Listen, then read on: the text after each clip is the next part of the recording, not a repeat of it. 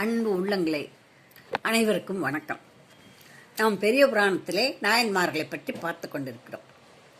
இப்பொழுது அந்த பெரிய புராணத்தில் சிறு தொண்டர் பற்றி பார்ப்போம். சோழ நாட்டிலே செங்காட்டங்குடிங்கிற ஊர் இருந்துச்சு.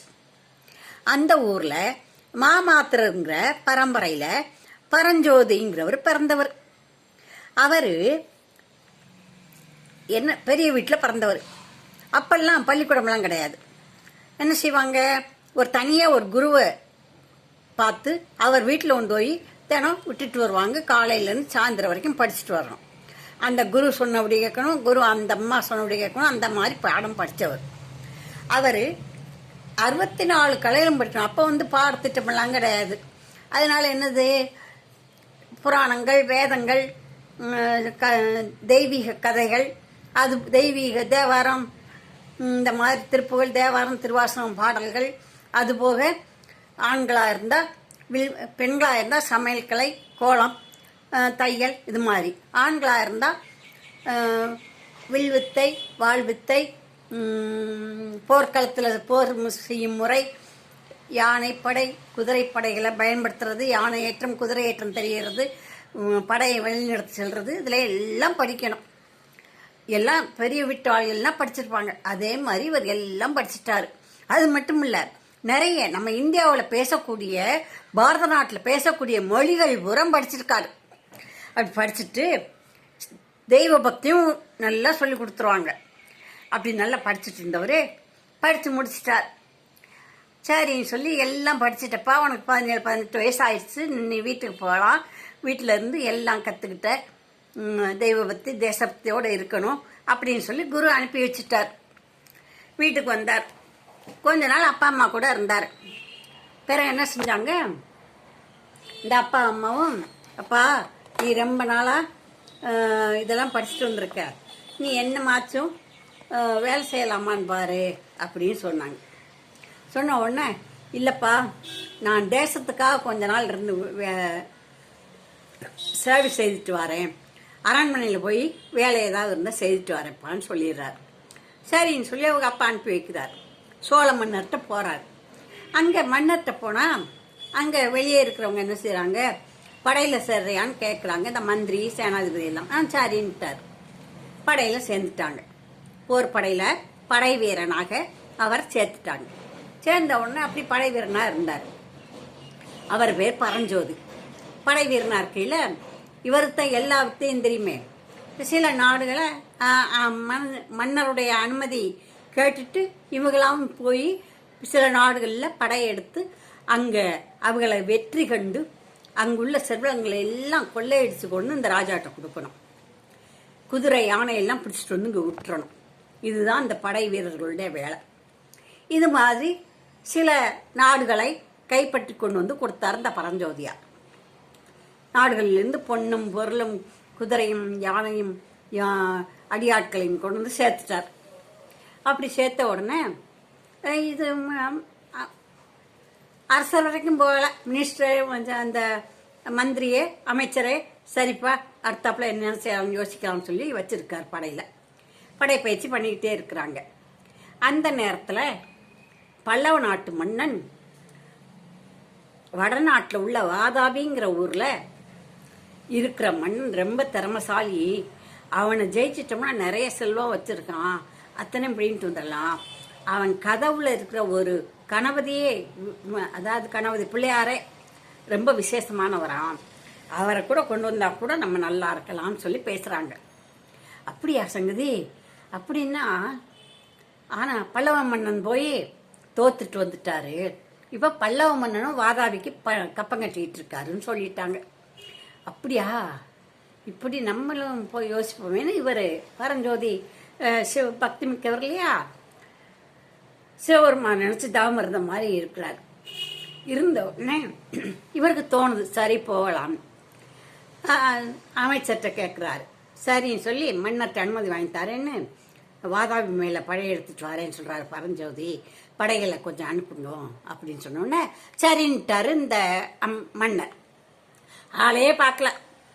சரின்னு சொல்லி இந்த யானைப்படை, குதிரைப்படை, காலாட்படை, எல்லா படை, வில்படை, எல்லா படையும் எடுத்துக்கிட்டு கூப்பிட்டுக்கிட்டு வாதாபிக்கு போறார். போட்டா சண்டை போட்டா பெரிய பெரிய சண்டை ரணகலம் நடந்து முடிய போகையில் என்ன செய்றாங்க, போருக்கு வர்றதுன்னா சிவப்பு கொடி ஏற்றுவாங்க, சமாதானம்னா வெள்ளை கொடி ஏற்றுவாங்க. அதே மாதிரி வெளியே ஊரெல்லாம் ஜெயிச்சாச்சு, அரண்மனையை கைப்பிடிக்கணும். அப்படி போகையில் ராஜா போய் உள்ள அரண்மனையில் இருந்துக்கிட்டு கேட்டு கதவை பூட்ட சொல்லிட்டாரு. கோட்டை கதவை பூட்டிட்டாங்க. பூட்டிட்டு வெள்ளைக்கொடி ஏற்றிட்டாங்க. வெள்ளைக்கொடி ஏற்றினா சமாதானத்துக்கு வராரு சொல்லுவோம். இவர் எல்லாரையும் அமைதியாக அவரவர் கூடாரத்தில் இருந்து சமைச்சு சாப்பிட்டுக்கிட்டு இருங்க, நம்ம 2 நாள் கழித்து சமாதானம் பண்ணிட்டு போவோம், சமாதானத்துக்கு வராரு அரசர்னு இந்த பரஞ்சோதியார் சொல்லிடுறார். நெசந்தான் நினச்சிட்டு இவரும் அப்படியே சிவபெருமான் மேலே தவம் இருந்துக்கிட்டு இருக்கார். இருக்கும்போது 2-3 நாள் கழித்து சமாதான கொடியை காணுமையா எடுத்துட்டாங்க, சிவப்பு கொடி ஏற்ற போகிறாங்க போல் இருக்கு அப்படின்னு சொல்லி இவர்கிட்ட வந்து மற்ற வீரர்கள் சொல்கிறாங்க. அப்படியா அப்படின்னு சொல்லிட்டு மறுபடியும் இவர் சிவபெருமான்கிட்ட நீயே துணையாக இருக்கணும் கும்பிட்டுட்டு அந்த படைகளை கூப்பிட்டுட்டு கோட்டை கதவுக்கிட்ட போகிறாரு. எல்லாத்தையும் ரெடியாக இருக்க சொல்கிறாரு. கதவை உடைச்சு நம்ம உள்ளே போகிறோம், அவங்க வர முந்தி வெளியே வர முந்தி முன்னால் இருக்கிறதெல்லாம் தாக்கி அரண்மனைக்குள்ளே போயிடணும்னு சொல்லி. அதே மாதிரி கதவை உடைக்கிறதுக்கு என்னன்னு பார்த்தா ஒரு விநாயகரை வச்சிருக்கிறாங்க. அந்த விநாயகர் தான் அந்த கோட்டையை காக்குறாருன்னு நினச்சிட்டு இருக்காங்க. அந்த விநாயகரையும் இவர் வணங்கி திருகி எடுத்துடுறாரு இந்த பரஞ்சோதியார். அதை கொண்டு வந்து கூடாரத்தில் வச்சுட்டு அது வழியாக எட்டி பார்க்குறாரு. இந்த பொந்து வழியாக எட்டி பார்த்தா எல்லாம் தயாராக நிற்கிறாங்க. உடடா கதவை உடைச்சி எல்லாத்தையும் அடித்து நொறுக்கிட்டு அரண்மனைக்குள்ளே போ அப்படின்னு சொல்லி அடித்து நொறுக்குறாங்க. இவருக்குன்னா மனசு இப்படி அடித்து நொறுக்குனதே கிடையாது, மனசு இலகுன மனசு. எல்லாத்தையும் அடிமையாக்கி கொண்டுங்க கொடுப்பாரு. இவர் அரசன் விடுறவங்கள விடுறாரு, வச்சிருக்கவங்கள வச்சிருக்கிறாரு. அப்படித்தான் செய்வார். ரொம்ப அதுலேயும் நேர்மையாகவே நடந்தவர். அது மாதிரி அரண்மனைக்குள்ளே போனோன்னு என்னை ஏமாற்றி நீ சமாதானம்னு என்னை ஜெயிக்க வந்தையா அப்படின்னு சொல்லிட்டு அரசனையும் பிடிச்சி அவருடைய யானையும் பிடிச்சி பட்டத்து யானையும் பிடிச்சி பட்டத்து யானையை இவர் உட்கார்ந்து அவரை உட்கார வச்சு இந்த கூடாரத்தில் வச்ச பிள்ளையாரை எடுத்துக்கிட்டு வாரார். வந்து வாரார் வாதாபி வென்றான் வாரார், சாளுக்கிய மன்னனை வாதாபி மன்னனை வென்றவர் வாரார், பரஞ்சோதியார் வாதாபி வென்றவர் வாராருன்னு இங்கே கோலாகலமா ஜெயிச்சிட்டாருன்னு கொண்டாட்டம். அவரை கொண்டு வந்து வாதாபி வென்றவனை கொண்டு வந்து அந்த அரசனை அங்கே வச்சுட்டு இவரை பரஞ்சோதியத்தான் முதல்ல கூப்பிட்டு விடுறாங்க. பரஞ்சோதியார் முன்னால் போய் நிற்கிறார் அரசன் முன்னால். எப்படியா நீ ஜெயிச்ச? வாதாபி யாராலையும் ஜெயிக்க முடியாதே, நீ எப்படிப்பா ஜெயிச்ச? பரஞ்சோதி நீ எப்படி ஜெயிச்சேன்னு கேட்குறார். அதுக்குள்ள பக்கத்தில் இருந்த வீரர்கள், இவர் சாதாரண வீரர் இல்லை, இவர் சிவபக்தன், சிவனடியார் அப்படின்னு சொன்னோன்னு அப்படியே எந்திரிச்சு நிற்கிறாரு சோழ மன்னன். என்ன பரஞ்சோதியார் ஒரு சிவனடியாரா, சிவபக்தனா? சிவனடியாருக்கு சேவை செய்ய வேண்டியவரை நான் கூப்பிட்டு வேலை வாங்கிட்டேனா? அதுலேயும் படைத்தொழிலுக்கு அனுப்பிட்டேனா? என்ன பாதகம் செய்து விட்டேன் அப்படின்னு சொல்லி, பரஞ்சோதியாரே உமக்கு வேண்டியதையெல்லாம் எடுத்துக்கொள்ளும், நீர் உமது ஊருக்கு போங்க, நீங்கள் போய் அங்கு சிவனடியாருக்கு சேவை செய்யுங்கள். இனிமேல் என் படையில் இருக்க வேண்டாம், என் அரண்மனையில் இருக்க வேண்டாம்னு அனுப்பி வைக்கிறார். இவர் எனக்கு ஒன்றுமே வேண்டாம், இந்த வாதாபி கணபதி மட்டும் வேணும் அப்படின்னு சொல்லிட்டு இவர் எடுத்துக்கிட்டு போயிட்டு வரேன்னு சொல்லி விடைபெற்று போகிறார்.